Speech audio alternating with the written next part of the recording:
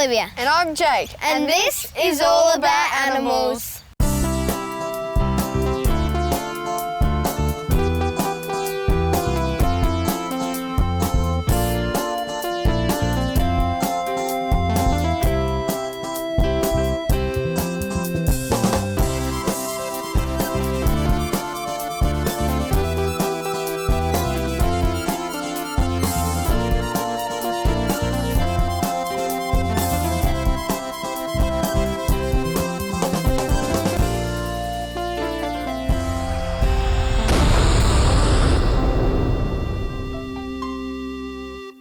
This week's exotic animal is the veiled chameleon. Come on in, welcome to the Envirodome. We're going to meet Dahlia this morning. She's a little veiled chameleon. Have you ever seen one of those before? No. No? She's sitting just up there. She's wondering where her food is. Have you noticed the way her feet are? See how our hands, we've got 4 fingers and we've got 1 thumb. Her feet, she has 3 toes to fuse in one direction and 2 in the other. And her eyes can move in 2 different directions at the same time. So she can look all the way forward to see if there's any food, any insects that she can catch to eat. And then her other eye, she can look all the way back behind her head to see if anything's coming to eat her. So Louise, are they reptiles? Yes, veiled chameleons are reptiles, which means they need an external source of heat to be able to warm themselves up. Do they change colour? Yes, they definitely change colour. They change colour very, very quickly, probably quicker than you can click your fingers. They will change colour not so much to blend in with their environment, but if they start to get a little bit scared or worried or upset, she'll start darkening up very quickly. So she'll change from her green colour to an almost black, and she'll start getting white stripes. She will flatten her body and she will puff up underneath her chin and she'll open her mouth really wide. It's just to scare any predators off that may be thinking of eating her. Okay, so now for the fun part. Now we get to feed Dahlia. Then we reward her with the cockroach. There we go. All right, I'm going to pop her over this side. The cockroach ready for you. You'll be fine. I need you to hang on to the bottom of the cockroach because the cockroach's first instinct is to wiggle its front legs to try and get away from you. And that way she can lock both of her eyes onto it. So when she shoots her tongue out, she can grab it straight away and pull it straight back in. So how many babies can they have at a time? They lay between 25 to 30 eggs at a time. And it takes about 7 to 9 months for the eggs to hatch. And once they hatch, there's no parental responsibility whatsoever. The young just look after themselves and start to find their own insects, and they can start to eat pretty much straight away. So how do they make babies? Well, the females are very choosy in picking their mate. They like to be able to see all the males that are out there. So when they're actually captive bred, they will actually walk males past the females' exhibit and watch what colour the females turn. So if she starts going a black colour, she's not very happy and she doesn't like him very much. If she goes like a blue colour, that means she likes him, and that means they can actually put the boy in with the girl into the exhibit, and then hopefully some eggs will be produced. Thanks Louise for showing us Dahlia. You are welcome. It was wonderful having you here today. To find out more about chameleons, go to the Zoos SA website at zoosa.com.au. Believe it or not, ferrets make amazing pets for kids of all ages. I'm here with Bianca, Ebony, Hi. and Chloe. Hey. How cute are your ferrets? What are their names? So this one here is Angel. This one here's Bear. Yeah. This one here is Meister. Oh, awesome. What made you guys choose ferrets as pets? Well, they're just absolutely adorable, and as you can see, they're so cute and they're friendly. And they're really, really funny. If you ever look them up on YouTube, they just bounce around and they're just so much entertainment. So guys, what do you feed them? Raw mints. And they also have lactose-free milk because they're lactose intolerant.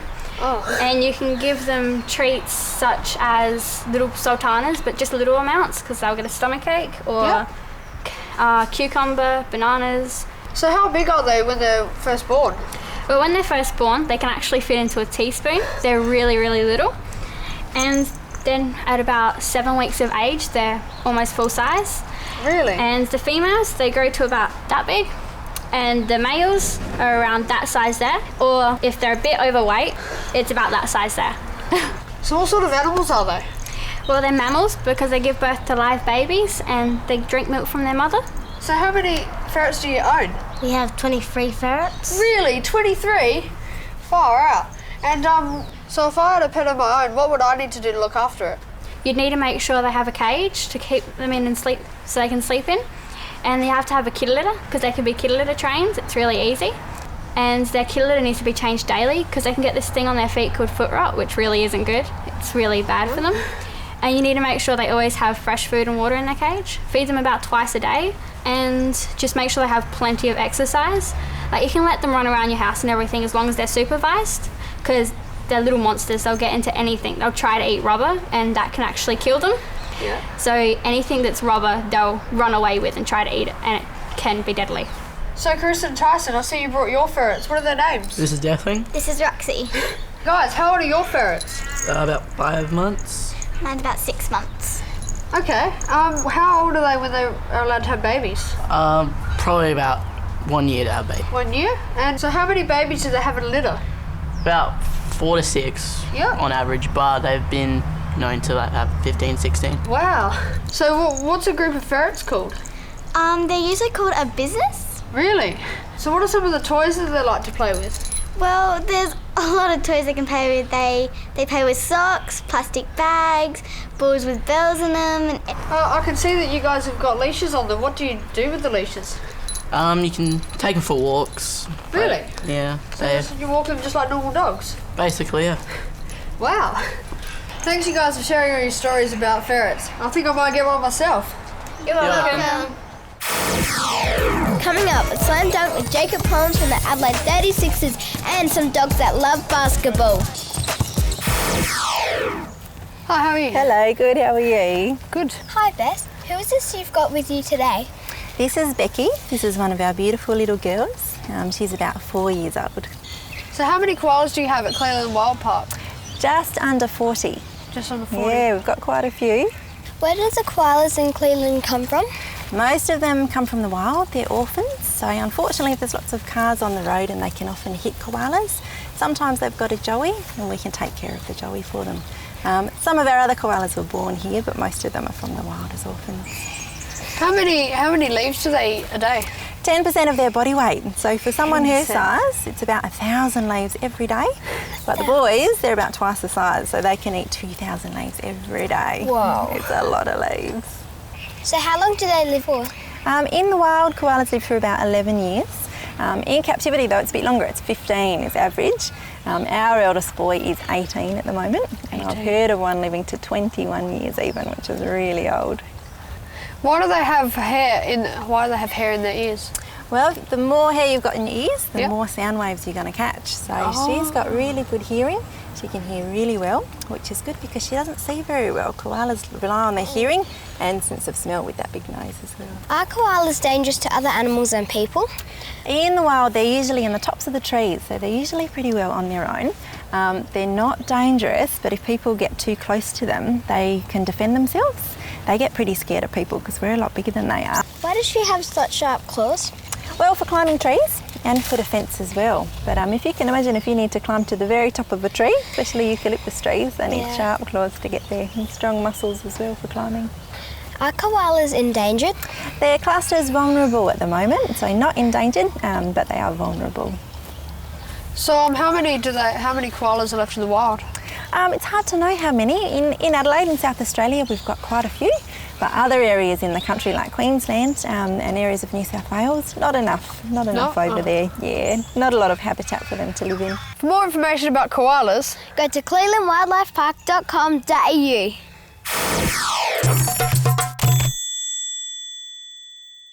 Hi Mark, so what are we doing today? Hi Olivia, what we're going to do is we're going to start by giving Juki a brush. So when we brush the dogs, Olivia, we use different brushes for different dogs. This is a Coat King and it's quite sharp in here, and we use that on the really long-haired dogs. This is a Furminator and also a rake, so it turns into a Furminator if we turn it over, and that's for dogs with really short coats. And then we also use a slicker brush as well. So what we're going to do is we're going to use the Coat King on Duke and just demonstrate how that works. If you've got a really long-haired dog, you would actually start at the bottom here and just do a little bit of section at a time so it's not pulling down too hard. Okay, so the brush we're going to use on Duke today is the slicker brush. Okay, it's got little wire bristles, so we've got to be fairly gentle with it. What we do is we start by just brushing against the grain of the coat. And also in the pants area we come down as well as up. So as you can see, he's losing quite a bit of hair there. We'll get that out of the brush. That feel good, Duke? Good boy. Yeah. So what we do when we're brushing a dog is we're actually looking at the skin and the coat to see what sort of, as you can see there, you can see the skin. So we're looking at the skin to see what sort of shampoo we're going to use, Olivia. And we're also getting out, see the dandruff and bits of grit and grime? We're just loosening that up as well. Good boy. Oh, it's all right. Good boy. Good boy. Good boy. Is that good? Ferrets look cute and cuddly, but do they really make good pets? I'm going to talk to Dr. Stain to find out. So Dr. Stain, do ferrets really make good pets? Yes, they do. They make great pets. Just for the entertainment value, it's good fun to have a ferret around. They keep the whole family amused. And are they easy to care for like a cat or a dog? Yes, they are. There are a lot of similarities. They are not particularly high maintenance pets. No. And how often do you need to take them to the vet? Well, there is an annual vaccination that I would recommend. So at least once a year. Yep. But you may want, obviously, anything goes wrong in between, you'll need to see us more frequently. So Dr. Stain, what age group are they suitable for? I wouldn't recommend very young children, probably from about 6 or 7 years of age. Okay. Do they need to be microchipped or fleed? Most definitely, yes. They carry fleas. Yep. They also get heartworm, Yep. like dogs and cats can. So they need to have special stuff on the back of them? Yes, that's correct, yes. And microchipping is a very good idea because it's a permanent form of identification that they can't lose. So what requirements do you need to keep a ferret as a pet? Well, they are escape artists, so they need to be kept well confined. You cannot let them outside on their own. They will escape and go visiting the neighbours and get themselves into trouble very easily. So you need to have them as house pets or have a very secure run outside. And do ferrets have any health problems? Well, yes, they do. I wouldn't say they are unhealthy animals. They don't get sick very easily, but they can. They can actually get certain forms of human influenza from people and get very snuffly noses and even get pneumonia from that. Really? Yes. They also get dog distemper, which is why we vaccinate them once a year. And heartworm disease as well, they can get, but only if they're exposed to mosquitoes. Okay. What is dog distemper? Dog distemper is a virus. It affects the gastrointestinal and respiratory and nervous systems, and it's always fatal. Well, we've learned heaps about ferrets today, so kids, maybe your next pet could be a ferret. Did you know that the lion features strongly in Tibetan culture, with snow lions seen on the Tibetan flag to represent cheerfulness, fearlessness, and the earth's elements?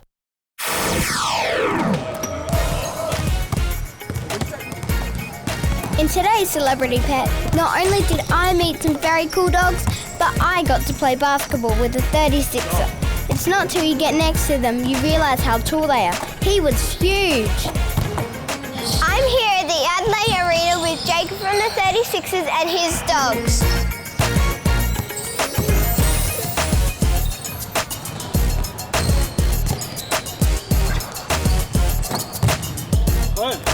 So Jacob, how did you become a 36er? Well, I had a choice when I was 15 whether I wanted to go to Perth for volleyball, Ballarat for football, or Spain for basketball. And I chose Spain. And ever since then I've always played basketball and I've loved it. And then I became a 36er about 10 years ago. Excellent cut by Jacob Holmes. Adelaide with all the answers early. Wow, I hope I get to do that one day. So Jacob, what do you like doing when you're not playing basketball? Well, I love taking my dogs for a walk on the beach. Getting to run around chasing the ball, and they love playing basketball too. What are their names? Well, this one here, down here is Taylor. And that there's Walter. He's a big smooch. That's why he's loving you, patting you. So Jacob, how long have you had them and how old are they? Well, I've had Taylor for 8 years and she's a Rottweiler. And I've had Walter for 2 years and he's a very smoochy golden retriever. Do the dogs do any tricks? Well, Walter does his trick right now, which is pretty much getting pats. That's his trick. But Taylor, she's pretty good with a basketball actually. She chases it around and tries to eat it. So I can show you that.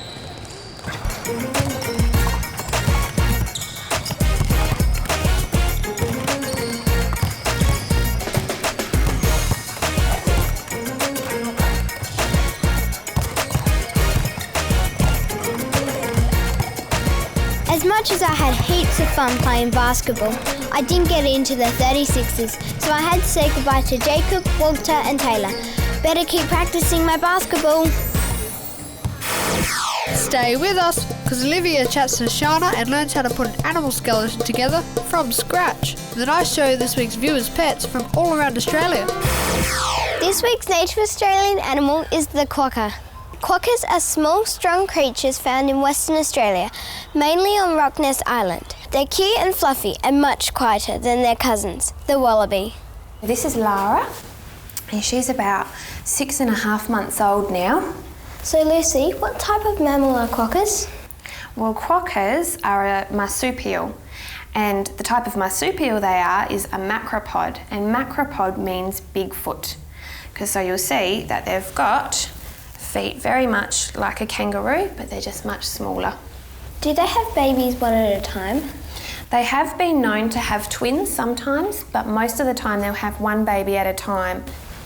So how long have you been looking after Lara? I've had Lara now for about 2 months. So when I first had her, she was just 300 grams, so she could just fit into the palm of my hand.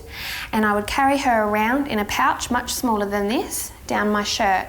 And what that does is me moving around makes it feel like she's still with her mum, and she can hear my heartbeat, so that helps to make her calm, but also get her used to me being her new mother. So this is the food preparation that we do for our young quokkas. So they get kangaroo pellets, maize, corn, pumpkin and carrot, and then sometimes as well they get celery or they get sweet potato or turnip. So we don't always have to cut it up. Sometimes we can just give it to them whole, because that means that they have to work harder to get to their food. So this food is for our 3 quokka joeys, which Lara is a half sister to them. We'll give them some kangaroo pellets, which they love. So how many times do you feed them a day? Normally we'll feed them once per day, so we'll normally feed them in the afternoon, but we'll give them 1 bowl this morning and we'll give them 2 more bowls this afternoon. There we go, so that's all ready to go for them. And if you want, you can give her breakfast if you like. So if you just hold it in front of her there. Have you ever seen a quokka before? No. So you can see they've got feet that look like kangaroo feet, but they've got a little bit of a rat's face as well, and their ears are a much different shape. In the wild, do they climb trees to get their food? They don't climb really big trees, but they can climb small bushes that go up to a couple of metres high. So they can go up a little bit of a way, but they can't climb really big trees like koalas can. Are boys more dominant than girls? Yes, generally you have one male who will be the leader of the group, and he'll be the leader of a whole group of females, and all the younger males will be under him as well. So here at the zoo we have one male with our 4 females who are the breeding group, and any males we take out of that exhibit. To find out more about quokkas, go to zoosa.com.au. Did you know that polar bears start having babies at about 4 years of age in a specially dug cave in the snow to keep their babies warm during winter? Now let's take a look at the skeletons that are used to teach vet students about animals. Don't worry, they won't bite. Hi Shana, your job sounds really interesting. So what do you do with all these bones? Well, here at the university, it's my job to source, prepare and maintain the bone collection, and we use it for teaching the vet students, and we store them all here in the bone store. So do you have to do anything to preserve these bones? What we have to do is we keep them in this bone storeroom, which is temperature controlled and also humidity controlled. We have to be very gentle when we handle them, and we make sure we've got clean hands, and also the students will sometimes wear gloves. Wow, that's cool. So can you explain to us what anatomy is? Well, anatomy is the study of animals or people, and we're just trying to work out, and the vet students can learn how things work and how things go together. So what made you so interested in bones and anatomy? Well, when I was really little, a skull that I found, and I found it really interesting that and I wanted to learn more about it and learn how things work. I'd love to see how you build a skeleton. Would you mind showing us? Yeah, sure, let's go. So where do all these different bones come from? Well, we're lucky enough to have a good relationship with some of the local zoos and wildlife parks in our area. So what type of bone is this? So this is a leg bone of a horse. It's the right femur, which is like our thigh bone on our leg. So how do these bones help the students learn about animals? Well, the bones help the students learn about animals because eventually they're going to have to perform surgery on the animals, and they need to know how everything fits together and how everything works so they can help fix the animals. Now we're in the skeleton building room. So can you tell us what's happening with this horse skeleton? Well, this skeleton's in its first stages of being built. So we hang it up from a pole on the roof, and we run a metal pole all the way down the middle of the spine. Then we get some wire to hold all the ribs separated, and we screw everything together. We also use sanded glues like PVA glue, and then we eventually mount it on a big wooden board on the floor. So Olivia, here are some of our built skeletons. This here's a kangaroo. The students finished building these for their end of year project last year. Here you can see the eagle. He's got a really wide wingspan and these big long claws to catch his prey with. Over here we've got the otter, and he's got his paws are really long and slender. And over here is the wombat, and he's got really short little solid legs, and they're for digging and foraging in the ground and digging burrows. Thanks, Shana, for showing us around. It sounds like you got a really interesting job here. That's no worries, anytime.